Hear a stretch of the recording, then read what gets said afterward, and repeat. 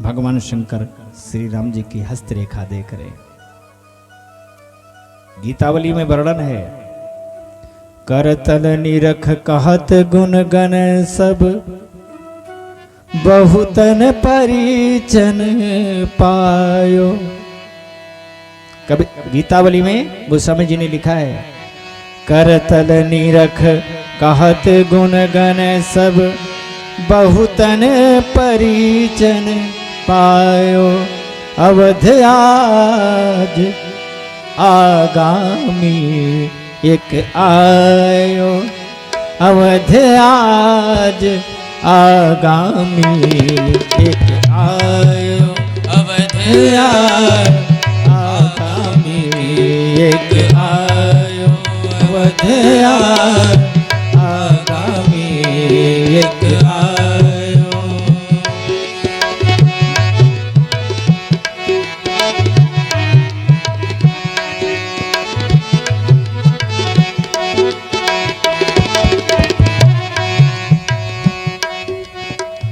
बूढ़ो बड़ो प्रामाणिक ब्राह्मण, बूढ़ो बड़ो प्रामाणिक ब्राह्मण, शंकर नाम कहायो,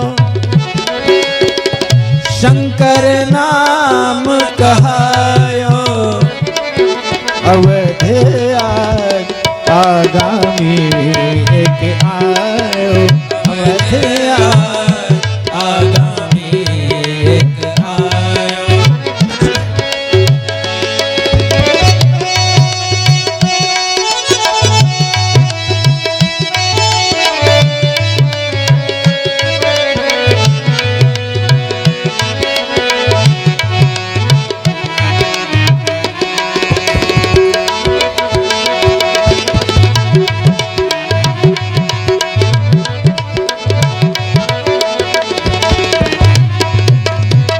करतल निरख कहत गुण गण सब। हस्त की रेखा देख रहे हैं भगवान शंकर श्री राम जी के। बोले मैया कौशल्या से कहा, मैया तेरा बेटा जैसे कुछ थोड़ा बड़ा होगा, एक साधु आएगा लेकर चला जाएगा। बोलो शंकर भगवान की।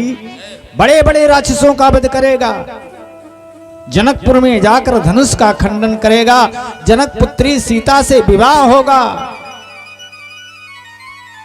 इतना कह के रुक गए शंकर जी। कौशल्या जी ने भगवान शंकर से कहा, बाबा ये बात बताओ, इसको राजगद्दी मिलेगी कि नहीं? अब तो शंकर जी फंस गए। शंकर जी ने सोचा कि कह दूं कि राजगद्दी मिलने वाली होगी तो वनवास हो जाएगा, तो अभी कौशल्या अम्बा घबरा जाएंगी, चिंतित हो जाएंगी, अभी से चिंता हो जाएगी। अब क्या करूं, झूठ बोल नहीं सकता। कौशल्या जी ने कहा, बाबा आप चुप हो गए, कुछ बोल नहीं रहे, राजगद्दी मिलेगी कि नहीं मिलेगी? शिव जी ने कहा, मैया सच बोलूं तो इसके हाथ में अभी राज्य की रेखा आई ही नहीं है, जब आएगी तो फिर आके बता दूंगा। भगवान शंकर टाल गए।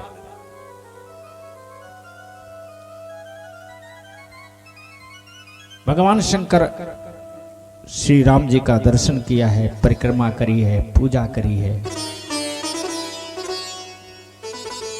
वहां से विदा हुए काकभुशुंडी के साथ। भगवान श्री राम एक एक दिव्य लीला प्रतिदिन अयोध्या में बाल लीला का आनंद अयोध्यावासियों को दे रहे हैं।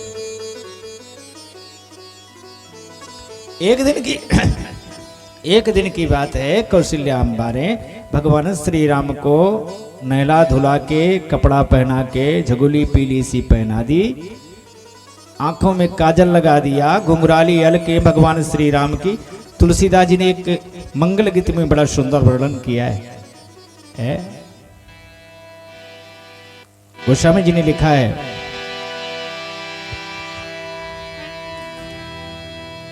कि माता कौशल्या के अंगना झूले राम, पलना झूले राम, पलना हो।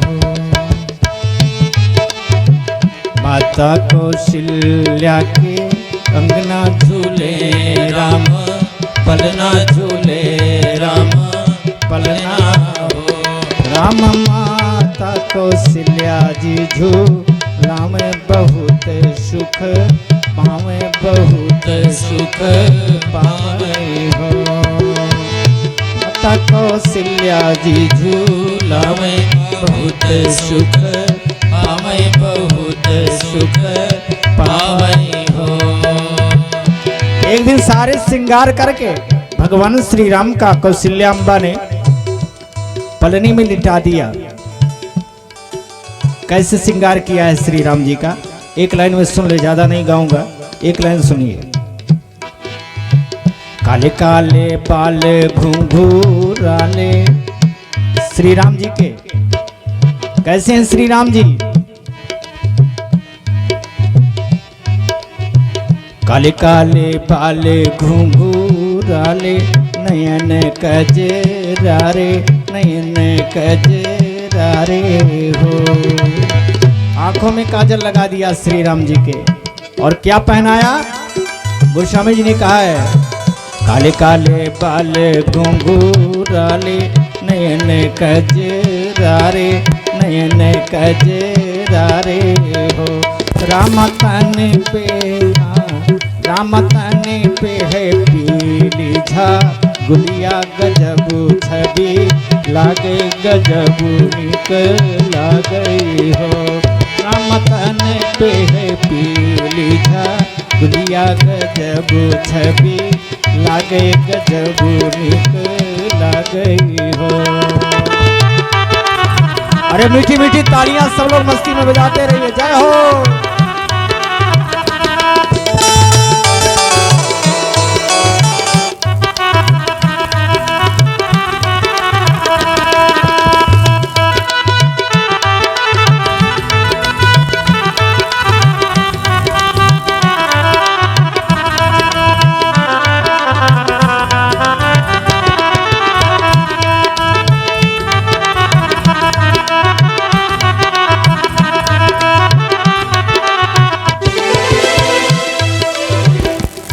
और एक लाइन और सुने।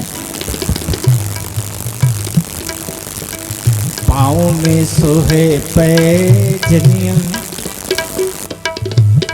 श्री राम जी के पाँव में सोहे पैजनिया, कमर कर धनिया, कमर कर धनिया हो।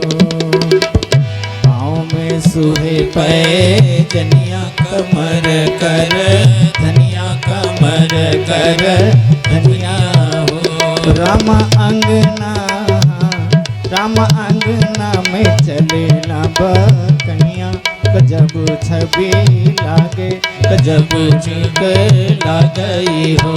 राम अंगना में, राम अंगना में चले ना बकनिया, गजब छवि लागे, गजब निक लागई हो।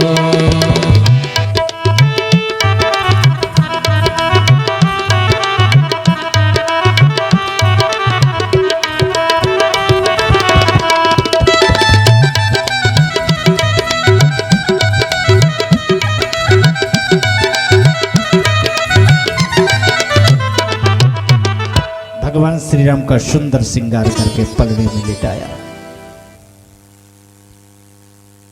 और चली गई पूजन करने रंगनाथ जी के मंदिर में। पूजन किया, पूजन करने के बाद वहां गई जहां भोजन बन रहा था, गई जहां जहां पाक बना।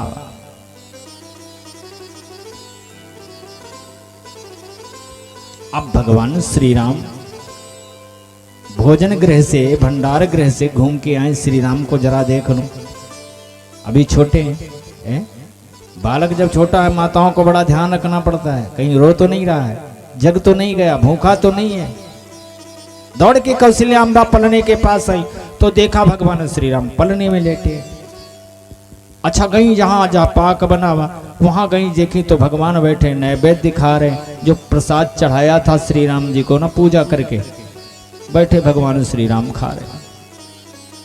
उनको भ्रम हो गया कि श्री राम जी तो पलने में लेटे थे, यहां कैसे आ गए? अभी तो चल भी नहीं सकते पांव से। फिर पलने में दौड़ कर देखने गई तो वहां भी श्री राम लेटे। फिर दौड़ के आई, यहां देखा तो यहां बैठे खा रहे। अब कौशल्या अम्बा को चक्कर आना शुरू हुआ। यहां वहां दो ही बालक देखा, मति भ्रम भई कि आन विशेखा। दो जगह दो बालक देखा, चक्कर काटने लगा सिर। कौशल्या अम्बा घबरा गई, ये दो बालक कहां से आ गए? देख राम जननी अकुलानी,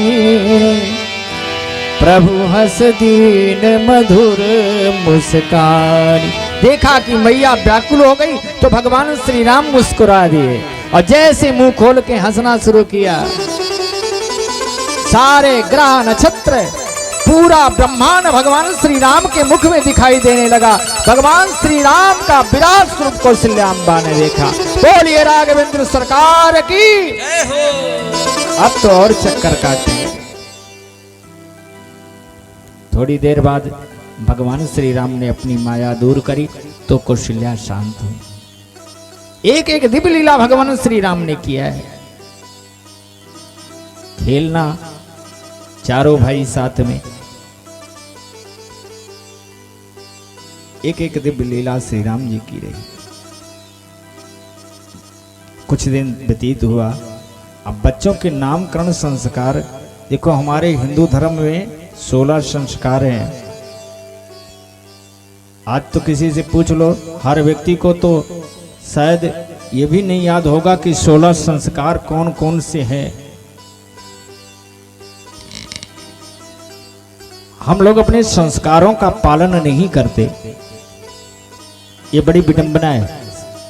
ये हमारा देश भारत संस्कारों का धनी रहा है। ये सोने की चिड़िया कहा जाता था। क्यों? क्योंकि यहाँ के लोग संस्कारी होते थे। अब यहाँ संस्कार विहीन हो रहे। अब मैंने देखा विदेशों में लोग चंदन लगाते हैं, विदेशों में लोग शिखा रखते हैं, धोती पहनते हैं, राम राम गाते हैं। हमारे यहाँ लोग चंदन लगाने में शर्माते हैं, चंदन लगाने में भी शर्माते, शिखा रखने में भी शर्माते। ब्राह्मण के बच्चे जनेऊ पहनने में भी उनको शर्माती है। कितनी बड़ी विडंबना है। अरे भैया, ये मेरा संस्कार है और संस्कार को मत छोड़ो। अगर हमारा संस्कार जीवित रहेगा तो हमको कोई समाप्त नहीं कर सकता। इस हिंदू धर्म के ऊपर आज से विपत्तियां नहीं, बहुत पहले से आती रही हैं। बहुत लोग आए इसको मिटाने के लिए, सनातन धर्म को। आज मैं बता दे रहा हूं, बहुत लोग मिटाने के लिए हजारों वर्षों से इस पर प्रहार किया जा रहा है। किसी तरह खत्म करो हिंदू धर्म को। आज भी तमाम लोग लगे हैं संसार में, इस सनातन धर्म को समाप्त करो। लेकिन ना सनातन धर्म कभी मिटा है ना मिटेगा। अब ये हमारी आपकी जिम्मेदारी है कि हम लोग अपने संस्कार को, अपने धर्म को बचा कर रखें। हम लोग खुद अपने संस्कार को महत्व नहीं देते, हम लोग खुद अपने धर्म को महत्व नहीं देते। ये सबसे बड़ी दुख की बात है। यहां कथा होगी, कहीं भी कथा होगी, 10 लोग प्रसन्नता से सुनने जाएंगे, 10 लोगों के अंदर आस्था होगी, श्रद्धा होगी, लेकिन 4 लोग हमारे ही धर्म के बोलेंगे, अरे ये कोई कथा है। बोलो क्या विडंबना है। ऐसा किसी धर्म में अपने धर्म की अवहेलना करके कोई देख ले, जैसा हमारे हिंदू धर्म में, सनातन धर्म में लोग अपने ही धर्म की अवहेलना करना शुरू कर देते। ये नहीं होना चाहिए। हमारे यहाँ हम संस्कारों को बचा के रखें, संस्कारों को ध्यान रखिए, अपने बच्चों से संस्कारों का पालन करवाइए, खुद भी संस्कारी बने। हम तो कह रहे हैं ना, खुद संस्कारी बनोगे आपका बेटा भी संस्कारी हो जाएगा। हम खुद बिगड़े रहेंगे तो हमारा बेटा भी नहीं सुधरेगा। हम भी संस्कार करना शुरू कर दें, घर में अगरबत्ती जलाना शुरू कर दें, पूजा पाठ करना शुरू कर दें, हनुमान चालीसा का पाठ करना शुरू कर दें, सिखा रखना शुरू कर दें, चंदन लगाना शुरू कर दें, हमारा बेटा भी देख देख करके चंदन लगाना शुरू कर देगा, पूजा करना शुरू कर देगा, अगरबत्ती लगाना शुरू कर देगा। संस्कार तो खुद तो लो। बहुत लोग खुद तो बिगड़े हैं लेकिन अपने बच्चों को सुधारना चाहते हैं। मैं उनसे निवेदन करता हूं कि बच्चों को सुधारो, बाद में खुद सुधर जाओ, पहले आपका बेटा स्वयं सुधर जाए।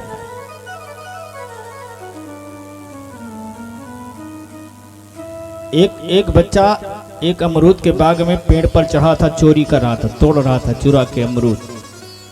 बाग का मालिक पहुंचा, बोला तुम रोज चोरी करते हो, आज पकड़ गए ना, नीचे उतर चलो। बच्चे को डांटा, डरता हुआ बच्चा नीचे उतरा।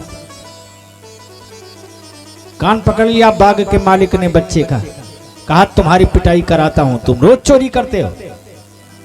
बच्चा रोने लगा, लेकर चला बाग का मालिक बच्चे के घर की ओर। बच्चे ने रास्ते में कहा चाचा कहां लिए जा रहे हो? कहा तुम्हारे घर, तुम्हारे पिता से पिटाई करवाता हूं आज तुम्हारी, तुम चोरी करते हो।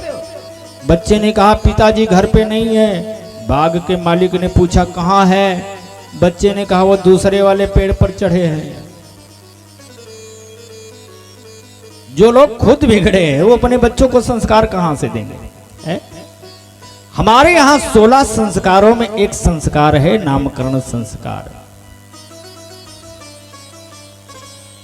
नामकरण संस्कार है। पहले विद्वानों को बुलाया जाता था शुभ मुहूर्त में, नामकरण संस्कार विद्वानों से नाम रखाया जाता था। आज ये प्रथा चली गई ना, आज तो लोग अपने मन से नाम रख लेते, किसी विद्वान की जरूरत नहीं है। अब ऐसा ऐसा नाम रख लेंगे, है? चिंटू पिंटू उल्लू पुल्लू निबरे गुबरे मंगरे चिथरे, जैसा नाम पाया रख लिया। और शास्त्र भी कहते हैं जथा नामा तथा गुणा, जैसा नाम होता है उसमें से कुछ गुण भी ऐसा व्यक्ति के अंदर आ जाता है। तो नाम को भी सोच समझ के रखो, है? नामकरण संस्कार भगवान श्री राम के जन्म लेने पर भी नामकरण संस्कार हुआ था। स्वयं वशिष्ठ जी बुलाए गए नामकरण करने के लिए श्री राम जी का नामकरण किया है। वशिष्ठ जी आए नामकरण करने के लिए। सबसे पहले प्रथम पालने के पास पहुंचे और दशरथ से कहा राजन ये बालक अत्यंत अद्भुत है, संसार में जितने नाम हैं सब इसी के, इसके अनेकों नाम हैं, इनके नाम अनेक अनूप अनेकों नाम हैं, लेकिन फिर भी इसके लक्षण के अनुसार इसका नाम मैं रखे देता हूं। सो सुख धाम राम अस नाम, सो सुख धाम राम अस नाम, सो सुख धाम राम अस नाम, सो सुख धाम राम अस नाम। सुख के धाम है जो सबको आराम देने वाले हैं, इनका नाम राम है। बोलो सियावर रामचंद्र भगवान की। अब दूसरे पालने के पास पहुंचे, कहते हैं ये तो और ही अद्भुत है, जो पूरे संसार का भरण पोषण करे, जो पूरे संसार का पालन पोषण करे।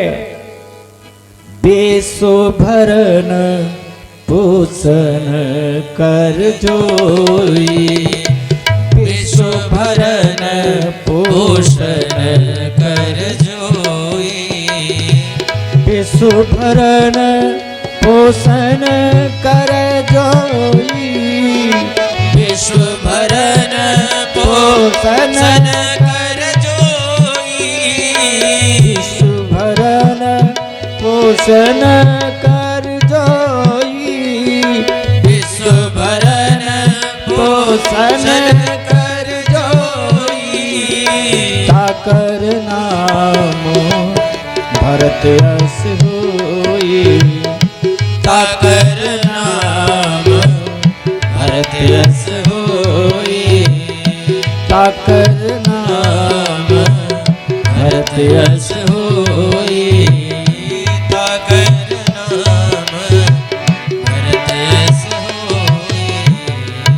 का जो संसार का भरण पोषण करे इसका नाम भरत है। अब तीसरे पालने के पास पहुंचे, लक्ष्मण जी के पालने के पास। वशिष्ठ जी ने कहा राजन ये बड़ा ही उदंड बालक है, इसको बीच में मत रखो, इसका नाम बाद में रखेंगे। अब शत्रुघ्न जी के पालने के पास पहुंचे हैं।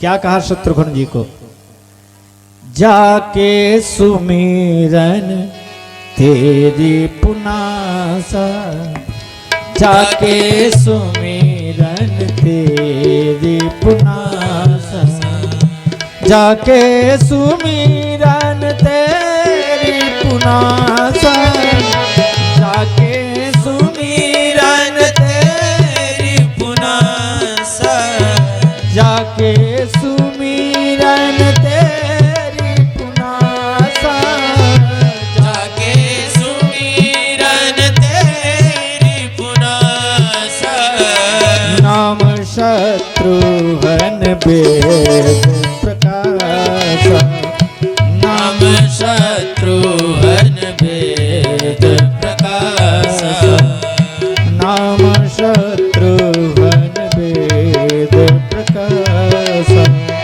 नाम शत्रुघ्न वेद।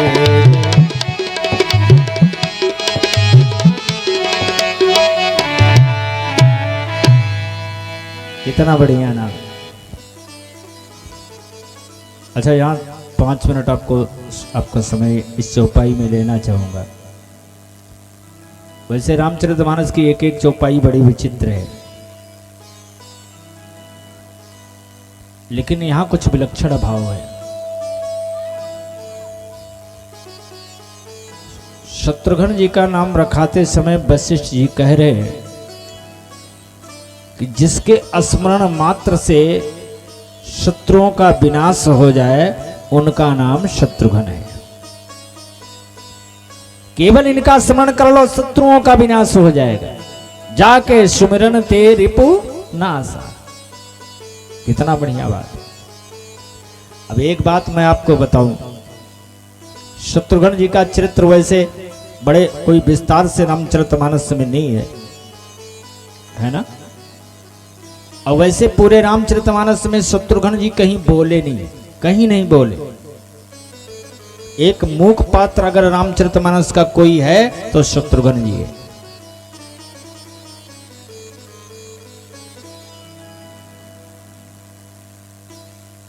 अच्छा यह बात जो शत्रुघ्न जी के लिए लिखी गई है, स्मरण कर लो तो शत्रुओं का विनाश हो जाए। शत्रुघ्न जी का कोई नाम याद कर ले है तो शत्रुओं का नाश हो जाता है।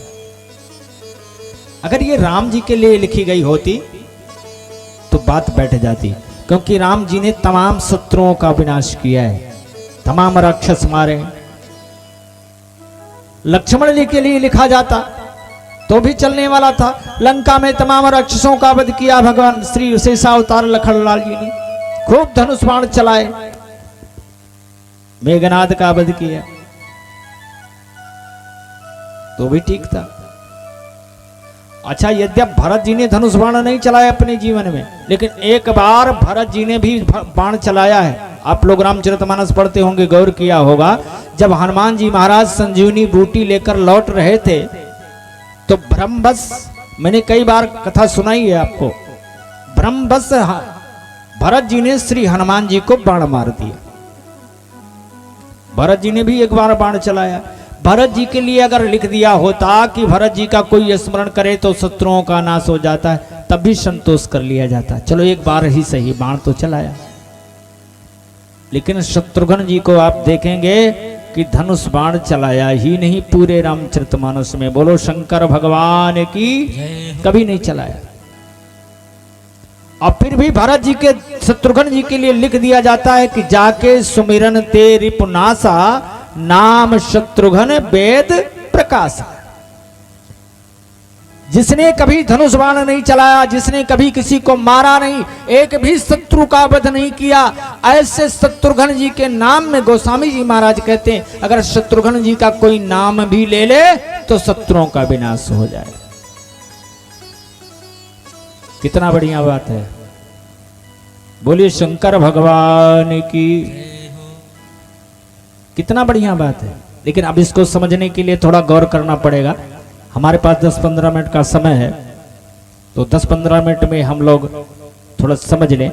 वैसे शत्रुघ्न जी का चरित्र हमें याद आता है कि किसी वर्ष हमने सुनाया है आपको यहाँ कथा में, लेकिन अगर सुनाया भी होगा तो बहुत दिन हो गया होगा, आप लोगों को याद नहीं होगा। सुन लीजिए एक बार फिर से थोड़ा सा, फिर कभी मौका मिलेगा शत्रुघ्न जी के चरित्र को हम लोग 7 दिन तक आनंद लेंगे। शत्रुघ्न जी महाराज कि स्मरण मात्र से शत्रुओं का विनाश हो जाता। कैसे? अब इसको थोड़ा समझना पड़ेगा। रामायण के पढ़ने वाले प्रबुद्ध लोग बैठे हैं, ध्यान से सुनना। वैसे रामचरितमानस की जो कथा है, बहने भी ध्यान से सुनेंगे, बिल्कुल सरल बोलता हूं। रामचरितमानस की जो कथा है वो 3 नारी पात्रों पर आधारित है। 3 नारियों ने इस रामचरितमानस की कथा को आगे बढ़ाया है। उसमें से पहली नारी है ताड़ुका। अगर ताड़ुका ना होती तो राम जी को लेने विश्वामित्र जी महाराज दशरथ के यहां न जाते, और अगर लेकर ना आते तो ताड़का का वध तो किया राम जी ने, लेकिन साथ साथ कितना काम हो गया। जनकपुर गए, धनुष खंडन किया, सीता के साथ विवाह हुआ, अहिल्या का उद्धार हुआ, इतना काम तो विश्वामित्र जी लेकर गए, इसलिए हो गया, है ना। और ताड़का ना होती तो विश्वामित्र जी राम जी को लेने ना जाते। कहने का तात्पर्य पूरे बालकांड की कथा ताड़का की वजह से हो गई। अच्छा, राम जी का विवाह हो गया था, राम जी अयोध्या वापस आ गए थे, आनंद से रहते, आगे कथा ना होती, कथा यहीं पूर्ण हो जाती। लेकिन आगे की कथा बढ़ा दिया मंथरा ने। बोलो शंकर भगवान की। आगे की कथा मंथरा ने बढ़ाई। मंथरा ने कैकेयी की बुद्धि को विकृत किया, और कैकेयी के बुद्धि में ये डाला कि तुम राम के लिए 14 वर्ष का वनवास मांगो। तापस वेश विशेष उदासी, तापस वेश विशेष उदासी, तापस वेश विशेष उदासी, तापस वेश विशेष उदासी। 14 वर्ष राम वनवासी, 14 वर्ष राम वनवासी। मंथरा ने मांग लिया, कैकेयी से कहा वरदान मांगो।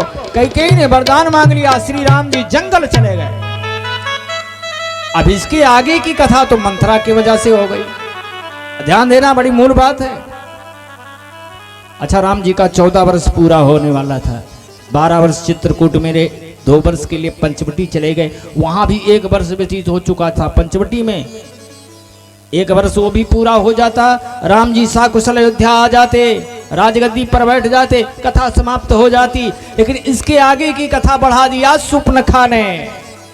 शूर्पणखा रावण की बहिनी, शूर्पणखा रावण की बहिनी, शूर्पणखा रावण की बहिनी, शूर्पणखा रावण की बहिनी, दुष्ट हृदय दारुण जैसे अहिनी, दुष्ट हृदय दारुण जैसे अहिनी। शूर्पणखा आई, इसके की आगे की कथा बढ़ गई। नाक कान कटा, खरदूषण से भी धुआ, रावण को जाके प्रेरित किया। रावण ने सीता का हरण किया, लंका लेकर गया, युद्ध हुआ राम रावण का। कितनी कथा आगे बढ़ी। ये 3 नारियों ने रामचरितमानस की कथा में सहयोग किया है। अब विचित्रता ये थोड़ा ध्यान देने की जरूरत है। ताड़का का वध श्री राम ने किया। अब ध्यान देना, ताड़का कौन है? क्रोध। देख ताड़का क्रोध कर धाई। ताड़का का वध श्री राम ने किया। राम जी ज्ञान है, अखंड ज्ञान अखंड एक सीतावर माया बस जीव सचराचर। ज्ञान के द्वारा क्रोध पर विजय पाया जा सकता है। एक बात याद रखिए, बहुत लोगों की ये शिकायत होती, महाराज हमें क्रोध बहुत आता है। और क्रोध जाहिर सी बात है हर व्यक्ति को आ जाता होगा, लेकिन क्रोध क्यों आता है जानते हो? क्रोध कब आता है ये नहीं पता है आपको। क्रोध हमें तब आता है जब हमको द्वैत भाव होता है। जहां अपनापन होता है वहां क्रोध नहीं आता है। क्रोध में जब हमको क्रोध द्वैत भावना जहां पैदा होगी वहीं क्रोध आएगा। कभी चलते चलते आपको पैर में ठोकर लग जाए, लगी होगी, पत्थर लग गया पैर में, आप गिर गए, तो आपको अपने ऊपर क्रोध नहीं आता, अपनी आंख पर क्रोध नहीं आता, अपने पैर पर क्रोध नहीं आता, मैं देख नहीं सका, बल्कि उस पत्थर पर क्रोध आता है और पत्थर रखने वाले पर क्रोध आता है, क्योंकि वो कोई दूसरा है ना। आंख तो हमारी है, इसलिए हमें अपने आप पर क्रोध नहीं आता। कभी भोजन करते करते दांत के नीचे जीभ आ गई होगी, कभी क्रोध आया दांत के ऊपर? नहीं आया, क्योंकि वहां अपनापन है। जहां अपनापन होता है वहां क्रोध नहीं आता। क्रोध द्वैत भावना से आता है, और जब ज्ञान हो जाए कि सब अपने हैं तो क्रोध आएगा ही नहीं। ज्ञान के द्वारा क्रोध पर विजय पाया जा सकता है। ज्यादा नहीं बोलूंगा, समय का अल्प बचाए। अच्छा, राम जी ने ज्ञान के द्वारा क्रोध पर विजय पाया जा सकता है। राम जी ने क्रोध को मारा, ताड़का को मारा। बंटवारा भी कितना बढ़िया किया। सुपनखा को लक्ष्मण जी ने मारा। सुपनखा काम की वृत्ति है, विवाह करने आई थी, काम वासना लेकर श्री राम जी के पास आई थी, और लक्ष्मण जी वैराग्य हैं। लक्ष्मण जी अखंड वैराग्य धन है। वैराग्य के द्वारा काम पर विजय पाया जा सकता है, लक्ष्मण जी ने बताया। अब बाकी बची मंथरा। मंथरा बड़ी कठिन है, बोलो शंकर भगवान की। मंथरा लोभ की वृत्ति है। मंथरा चाहती थी भरत जी राजा बने। अगर भरत जी राजा बन गए तो हमको राज्य में, मंत्रिमंडल में कहीं बड़ा स्थान मिल जाएगा, और नहीं तो मैं नौकरानी की नौकरानी रह जाऊंगी। यह लोभ मंथरा को सता रहा था, इसलिए मंथरा लोभ की वृत्ति है।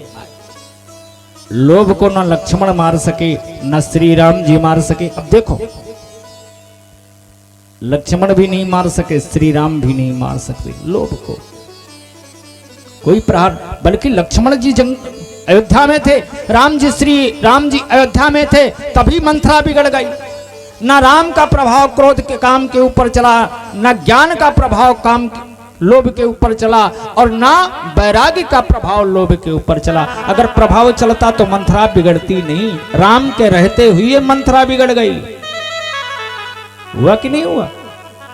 इसका मतलब राम के प्रभाव से, राम का कोई प्रभाव मंथरा के ऊपर नहीं चला, क्योंकि लोभ के ऊपर सबका प्रभाव नहीं चल पाता। ये तीन बड़े खतरनाक शत्रु हैं, काम, क्रोध और लोभ। लेकिन काम क्रोध तो कुछ चलने वाले, क्योंकि ये क्षणिक होते हैं।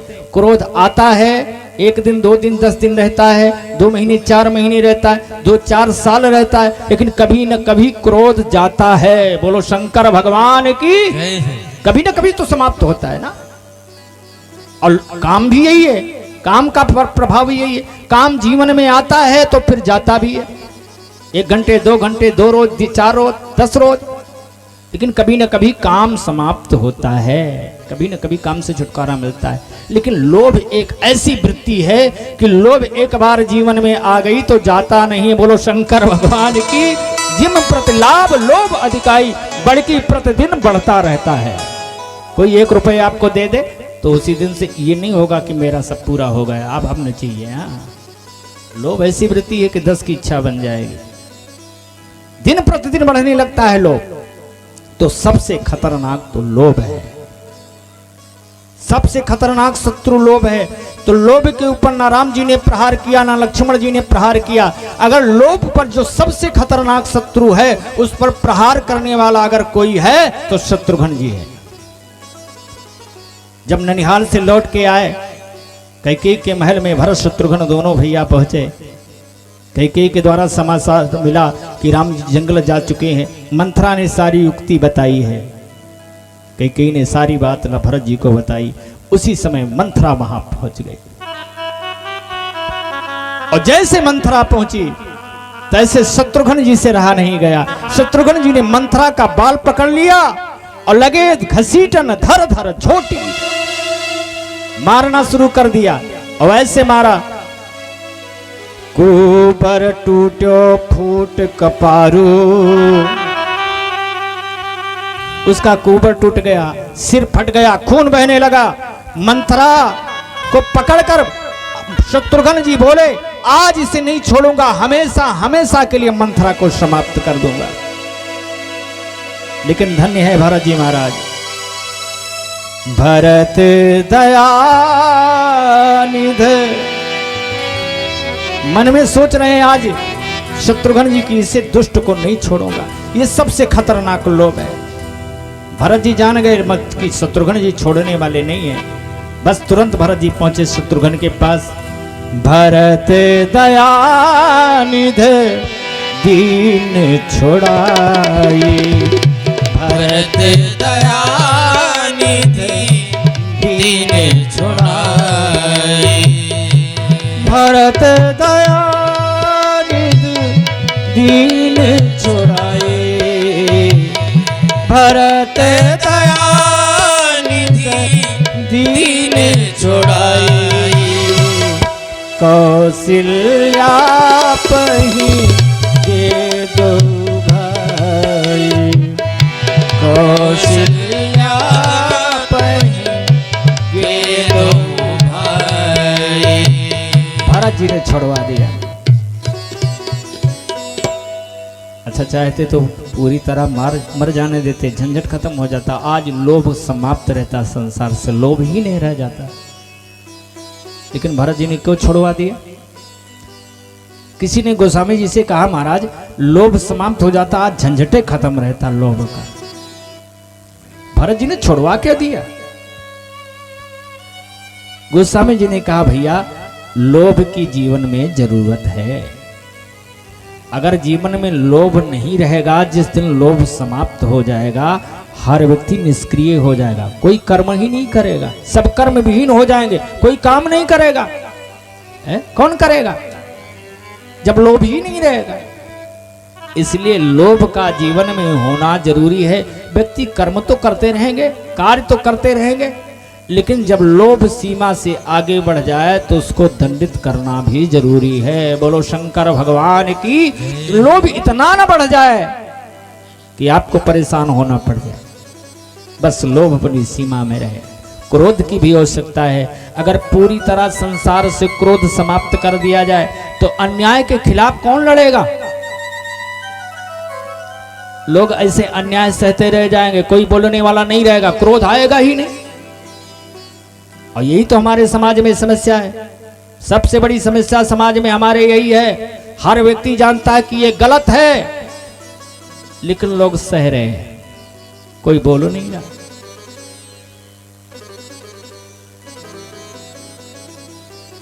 कोई बोलता नहीं, सब लोग सह रहे हैं। और जब असहनीय हो जाता